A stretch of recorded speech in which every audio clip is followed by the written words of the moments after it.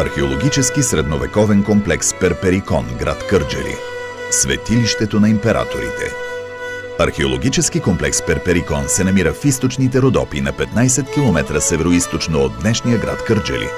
Наричат го Древният свещен град и Европейският Мачу Пикчу. Сърцевината на комплекса е светилището на Дионис, бога на виното и веселието. Легендата го сравнява с това на Аполон в Делфи и ги споменава като двата най-значими оракула в древността. Октавиан, бащата на първия римски император Август, води войската си из свещената планина на Дионис. Стигайки Перперикон, решава да се допита до оракула за бъдещето на своя син.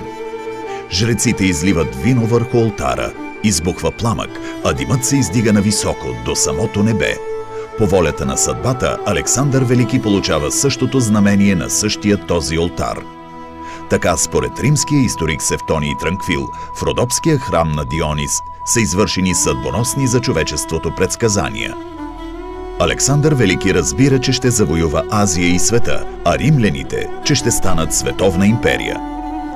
Днес Перперикон е археологически комплекс, който привлича туристи от цял свят. Върху скален връх от около 400 метра надморска височина се намира мегалитно светилище, антични паметници и средновековна крепост. Този своеобразен ансамбъл не е загубил мистичното си очарование. Мощната крепостна стена, акрополът от огромни каменни блокове, дворец изсечен в скалите, системата от улички, жилищните сгради и храмовете са тук още от новокаменната епоха.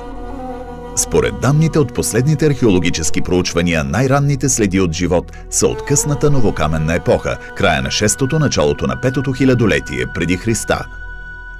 Но има и още. Това е петата неизмерима част на това необикновено пространство – легендите, които нямат край.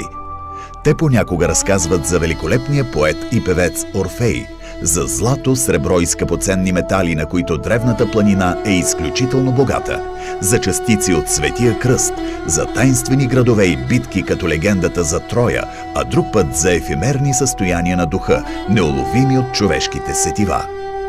Според една от тях, в ареала са погребани герои, сражавали се в Троянската война. Според друга, ако някой открие гроба на Орфей, скътан в тези скали, над планината отново ще зазвучи песента му.